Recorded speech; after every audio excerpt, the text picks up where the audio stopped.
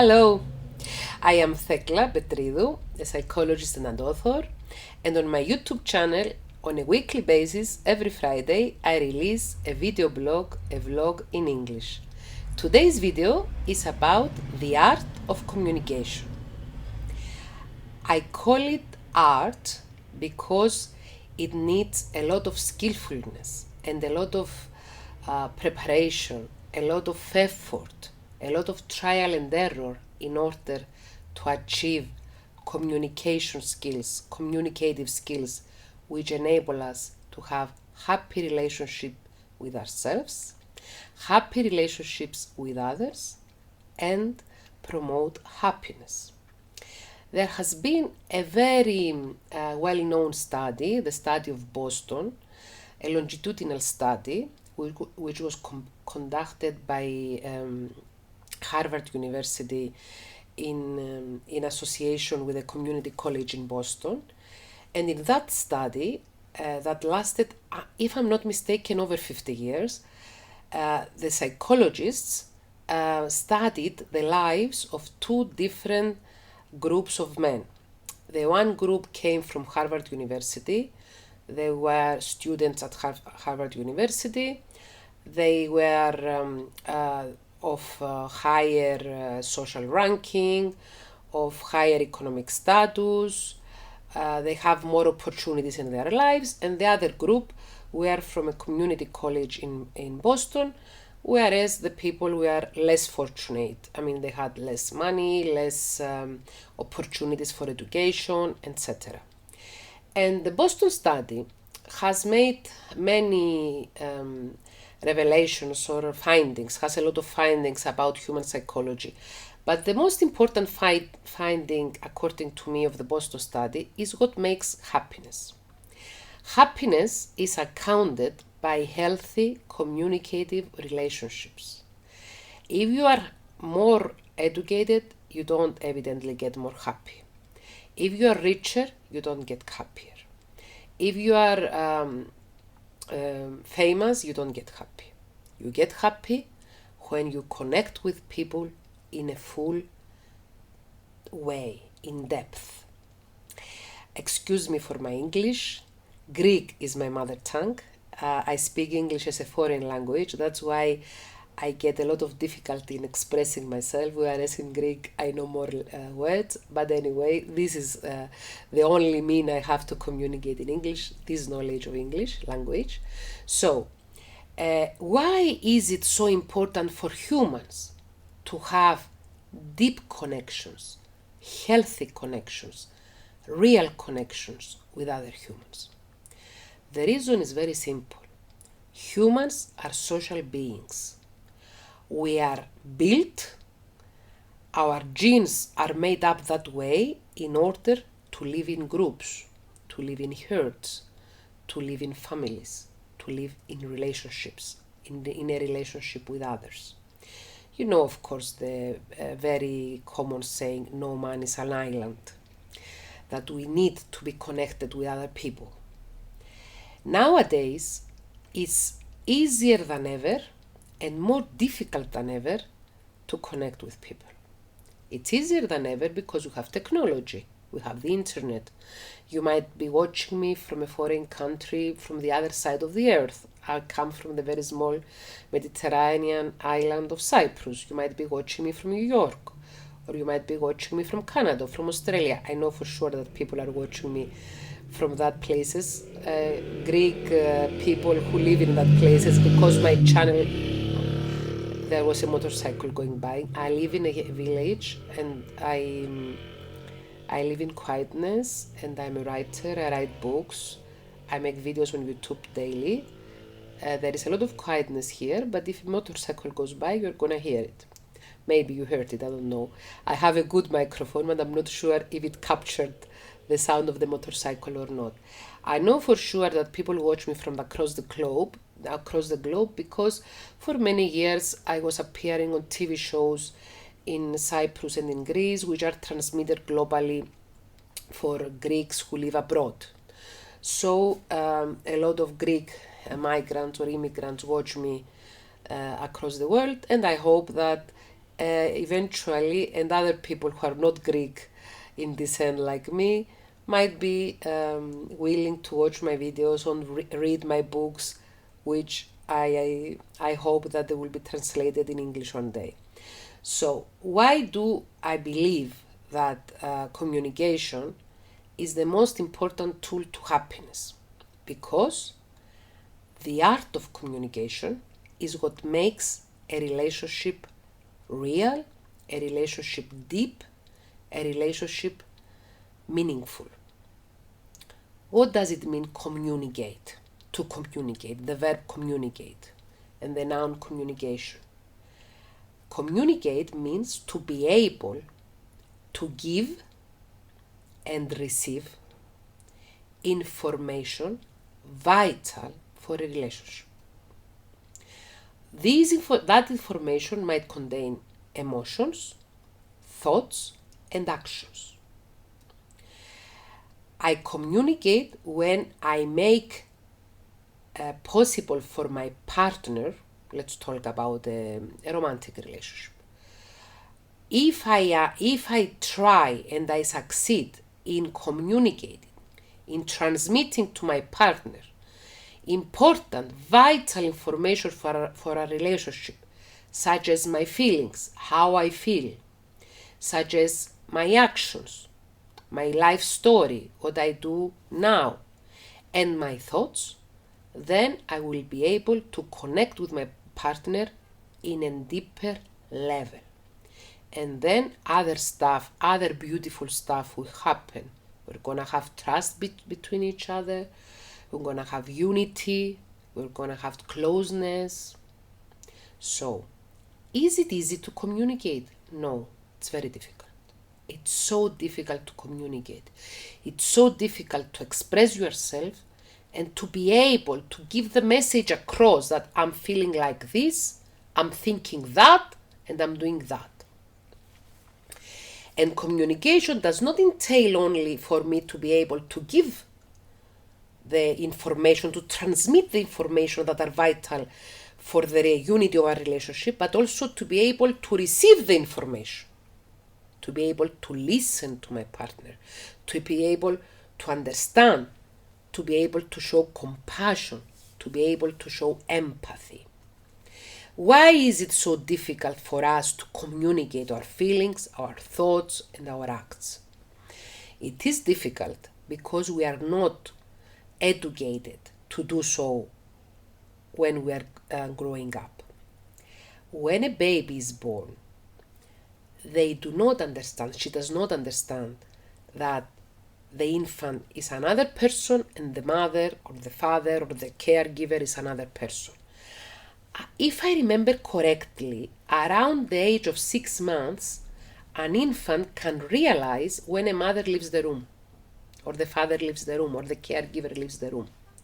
Until that age, more or less, I'm not a psychologist expertising in children. I have taken lessons in psychology regarding children, but it's not my subject. My subject is adult relationships, so I'm not so good with the data, but doesn't matter. 6 months old, 5 months old, 4 months old, when they are infant. Well, when the child starts to realize that I am not all the time connected with my mother or my father or my caregiver, then they feel a lot of distress, which is called the distress or stress of separation. Most parents do not have the emotional intelligence to sit down with their babies, their toddlers, their infants, their children, while they grow up, to teach them how to stay connected with each other, even though we are not in the same room, or you are not attached to my boob. I know a lot about boob attachment because I breastfed my son for 16 whole months. My son is 22 years old now, and it was a very deep correction, which I longed so much to stop because it's really, I don't know, anybody, if some of our viewers are mothers and they have they had the experience of breastfeeding, they had the health experience of breastfeeding, because there is the other situation where a mother gets emotionally attached to the child, and we have emotional incest, and the mother insists on breastfeeding the baby for 5 years, 6 years, and stuff like that. There is this extreme case, but normal cases, you know what I'm talking about. When the baby breastfeeds from you, you feel that you have somebody stuck on your body, and somebody who takes a lot of personal space from you. And you need to be alert and to help yourself accept this situation, that for some minutes every 2 or 3 hours you're gonna lend your body to somebody else. Okay. A lot of parents, when they bring their children up, they do not know how to educate them emotionally.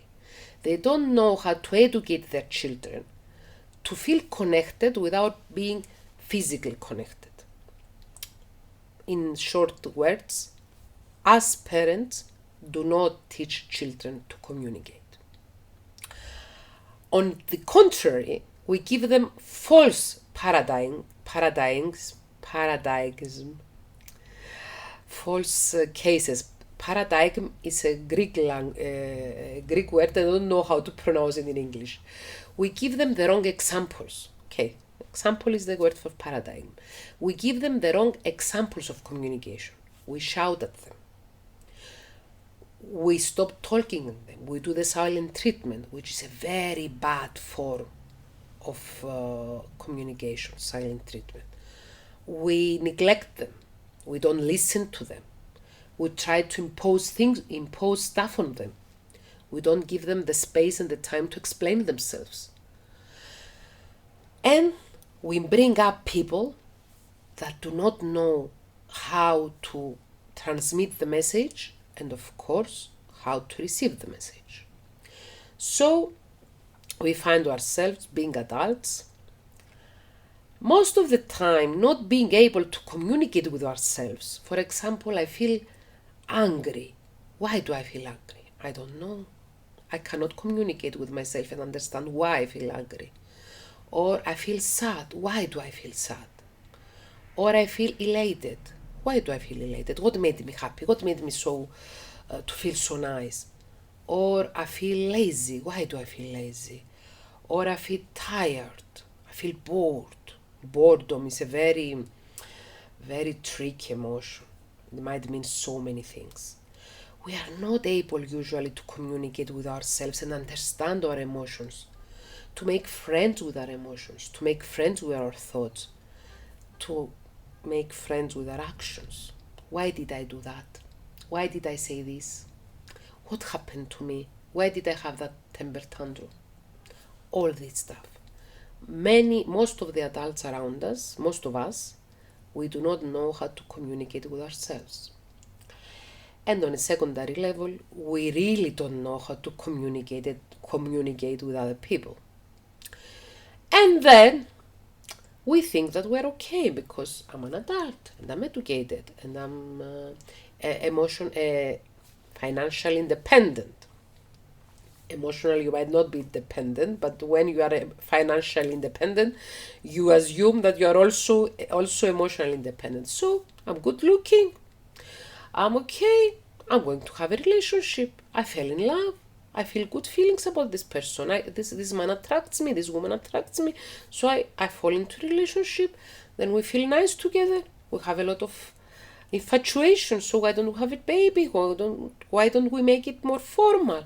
And then you find yourself married with somebody you don't know, who is married to somebody who doesn't know herself, because we don't know ourselves and we get married to other people who don't know themselves.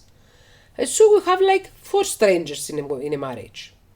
The wife, herself that she doesn't know, the husband, himself that he doesn't know. And then you try to make a village and you do not make it. I used to work for 20 years, from 1997 until 2017, as a private psychologist in Cyprus, and I've seen thousands of adults and couples. Oh my God, the most difficult problem they faced was how to communicate with themselves and the people around them. And most importantly, the special people around them. Their partners, their parents, their siblings, their friends, their children, their co-workers. Communication is an art though. I myself realized that quite early. I was young, I was maybe 10 years old, 7 years old. I was brought up in an environment that my parents, my father is a priest and a theologist, and he used to work, now he retired, he used to work as a teacher for religion, and my mother is a teacher of ancient Greek and modern Greek, and she also she used to teach in secondary education. Both my parents studied in Greece, in Athens. I come from Cyprus, which is a small Greek island, which is an independent state at the time, since 1960. And both my parents studied in Greece, where in Greece they had the opportunity to study psychology as well among their studies. So they were very interested in communication. And since my father is a pastor and he has a church and a lot of people in the church to mix with, they made a lot of effort to have communication strategies that were effective in order to be able to maneuver their marriage, their children, the people in their church and everything, and the schools and stuff, and also they were headmasters at the time. So when I went to school, and I was very young, I was 7 years old, I remember myself that I was trying to explain myself to other children. I was trying to communicate the way they taught me. And I was like an alien. Nobody would talk to me. They would say that strange girl, she says strange stuff. She doesn't only dress in a strange way because we were very Puritans and I was dressed in a very Puritan way, very conservative way. She talks in a very strange matter. She talks about her feelings. She talks about her thoughts. She tells her news. She's very open. So I got misjudged. I didn't mind at the time because I was also very selfish at the time. I might even say that I was very, I was narcissistic in a way because I thought that I was very special and the people around me were not. Growing up though, and living the life, living the normal life, I realized that I was not special at all. And I realized that what my parents gave me as a gift, the most important gift my parents gave me, was teaching me to communicate. And I tried to expand these teachings in my practice, in my private practice as a psychologist, and also in my marriage. The first marriage collapsed, of course. I got married at the age of 21. I got divorced at the age of 26 because my ex-husband was not so keen on communicating as I was. And if you try to communicate really hard with somebody who doesn't want to communicate, then it's very possible that you get a divorce. Anyway, that was a good thing that happened, the divorce. I say now, after 18 years, it was good for both of us, and for him and for me. Our lives got much better after the divorce. And since I got remarried last year, the 15 years that I was single and working as a therapist with adults, teenagers and couples, I tried to produce ways of communicating for me, for my children, for my clients, for the couples that were coming for therapy. And I realized that it's an art. It's not a technique. You might call it a technique, but it's an art. And it's an art because humans, people, we are so very sensitive. We are so very complex. We have so many complexes as well. We are not only complex. We don't have only complex personalities, but we have complexes as well. People are so complex and it's so easy to get misunderstandings. And misunderstandings and misjudgments are what lead to fights, are what lead to problems, are what lead to problems in a marriage, problems in a workplace, problems in a friendship. So I'm not going to teach you the art of communication in a video that lasts 20-25 minutes. That's not possible. But I'm going to intrigue you in trying to find your own technique as a painter. When you study to become a painter, you go to a painting school, they teach you several techniques, but then you come out with your own technique. The same is with psychotherapists and psychologists. Psychologists and psychotherapists, they usually get training in several psychotherapeutic methods, and then they come with their own, which is a mixture of things they learned from several psychotherapeutic methods. I'm going to intrigue you in order to give you a motive or some motivation to try to be innovative and be creative with your communication skills. Bear in mind, what's the cause? The cause is to transmit and receive vital information for the relationship. Any relationship, love relationship, work relationship, blood relative relationship, friend relationship, friendship, is important to our well-being. Not only the Boston study does it suggest that meaningful and deep relationships promote our happiness, but I think this is something that anybody knows. Imagine the most happy place in your life, the most happy phase on your life. What did you have at that time? You had good friends, you had a lovely love relationship, or you had a good relationship with your family.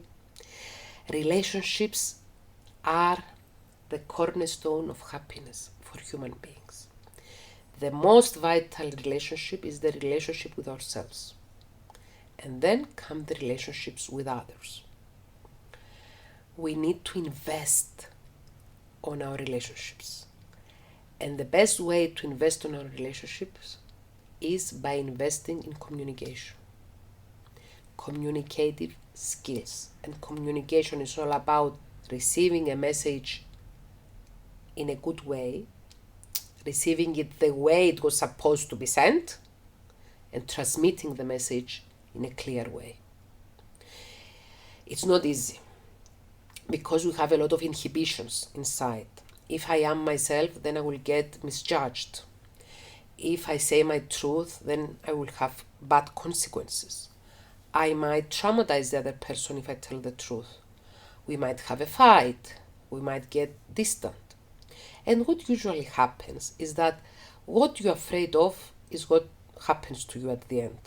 It's the phenomenon of self-fulfilling prophecy, that if you fear that if I tell my truth to my partner, to my friend, to the other person who's in a relationship with me, then they will not like me, you end up not to tell your truth and the other person not to like you because they understand that you are distant. When we prohibit ourselves from saying everything and expressing everything and transmitting everything to our partner, then we promote distance in the relationship. And distance grows easily, very easily. You can very easily get alienated from your lover, from your friend, from your partner. It's so very easy in modern life. Because as I said before, in modern days, communication is easier than ever because of technology and more difficult than ever because of the complexity of human nature and the complexity of today's human society. So, we invest in ourselves, we invest in our relationships, and we invest in communication. We try to send the message along clearly, and we try to listen and receive the message respectfully. Information is vital for the formation and the continuation and the depth and the healthiness of a relationship. And we share feelings, thoughts, and action, and we also share time. This is a very theoretical talk that I gave to you today. I hope that it didn't make you feel any boredom, and then you had to communicate with yourself, why did I feel bored when Thekla was talking, or I didn't made you tired of listening to a lot of theory. My email is theklapetridou@yahoo.gr. If you are watching this video, you can go on the information of my channel and retrieve my email address. And if you wish to ask something specific on this subject or any other relationship subject, you can email me. Every Friday around noon, I release a video on my YouTube channel in English for friends and new friends that cannot understand Greek. Have a nice weekend.